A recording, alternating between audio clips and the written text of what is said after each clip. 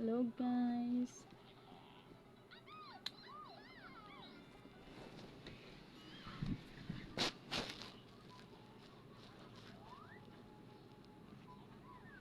May aram do sa 5 years na magpa 5 years na si Bunchong, yung bunso kong niya na October.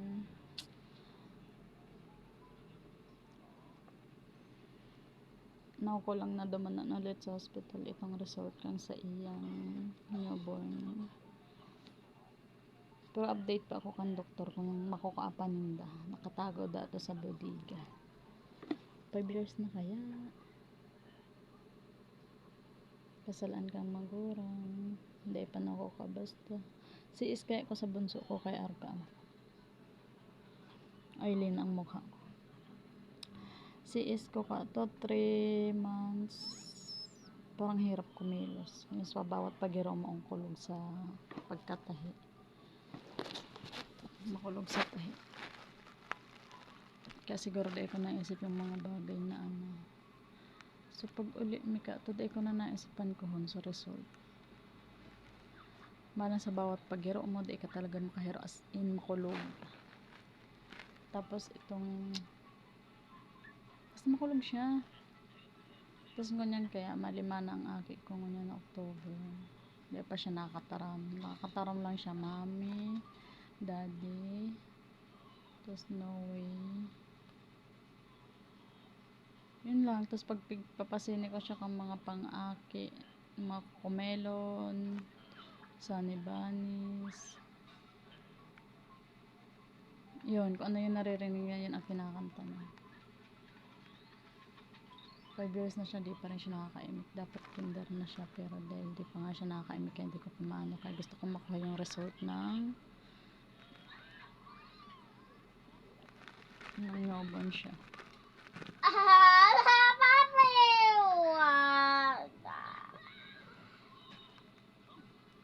Yan lang ang yung nga nito sa lako di ko kin akong naarinda kula na saka ko naman naisipan ko hunan para mahiling ko anong result, baka mamaya may something, di ba? Mahirap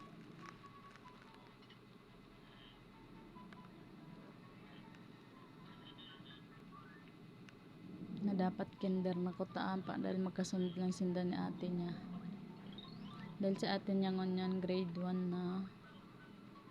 So, dapat siya ay kinder na din. Tapos, pag tigkauli mo siya, dahil siya matutok sa imo. Tigkauli mo siya, dahil siya matutok sa imo. Tapos, nakakadangog siya. Pero, pag apod mo siya, yung parang mayo siyang nadadangog. Pero, nakakadangog siya. Tapos, mapatugtog ka ning gusto niyang pigsisini. Dalagan tulos andyan sa imo. Dalagan tulos an kung hain ang laptop dumang. Tapos minsan pigtry ko dahil ko na siya perming pasinihon. Minsan na lang parang ganun. Para makafocus siya. Bako sa perming sa pigsisini niya. Tigtukdoan ko man siya. Pero daw anong tukdo talaga garong dai siya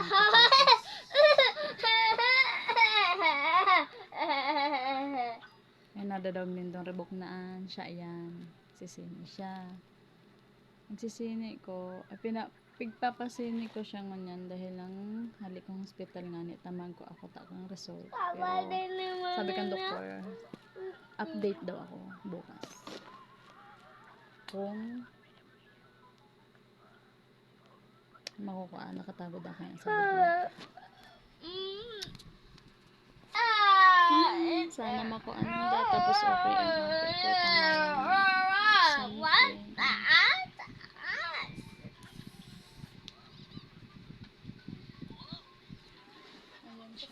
ko Banchan! Banchan! Say hi! Say hi! Banchan! Tingin sa mama! Ayan guys. is yung pag tigkakauli mo siya parang mayo lang nadadangog. Ganun. Nakakadawag man siya.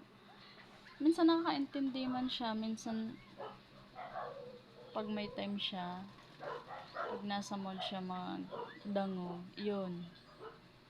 Arong-apod mo lang, nadulok naman siya agad. Pero may time talaga na parang wala lang. Ang hirap mag-isip na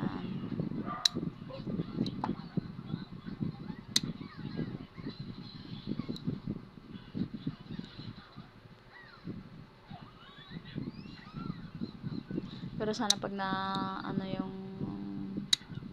pag nakita yung result ng newborn ng bebe ng bonchong ko, sana okay, sana late lang siya,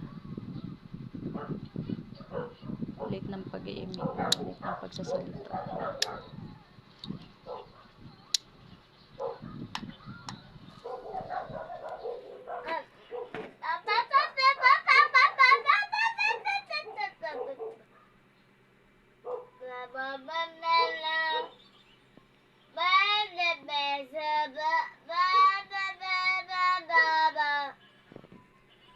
Nawawalat yan digdi pag mga alaon na mahigit. Tigsusundo ko ang panganay ko. Di ko nang pag-iba ta sobrang init. Tigwalat ka digdi ng kulong na ang digdi ang nagbababa.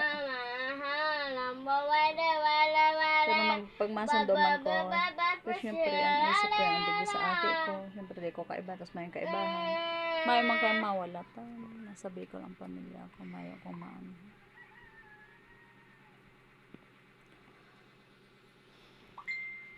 Mayo siyang mawalatan.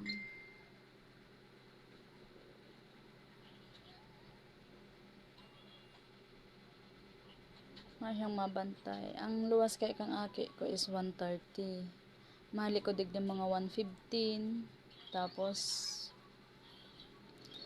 pasiring na ako sa eskwelahan kang aki ko. Minsan naglalako lang o pasiring duman para tipid-tipid. Hirap pag walang pera. Tapos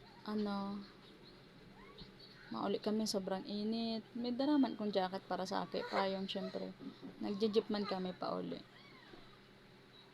Tapos kaskasan ko nakaandigdi padigdi para syempre tig-isip ko ang aki kung nawawalat. Tapos pag tigwalat ko man digdi may tigsisini, tas may kakanon arugaan para dai siya mag isip na hain si mama, arugaan.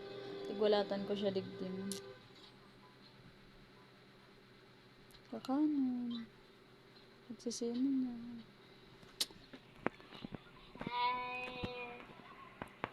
Tapos minsan maabot ko kandigdi. Yun. Sisini lang siya. Tapos minsan, yun, puro kalat. Pag naboboring na yata sa pigsini niya. Marang nga araw niya na ang paghali ng skip ad. Dati pag nag-i-skip, maghahanap siya ng mga tagatanggal, tapos tiktok doon may, yun, natuto na siya. Kaya, aram niya na ang paghali niya. Sige guys, susunod, update ako. Kung nakuha na. Hindi na masyado mayong polvo. Tinalugan kang sa kuyang bunso, tayo sa pulbo ko. Ayun yung dang, kadakal sa rabit. Ma talaga undong.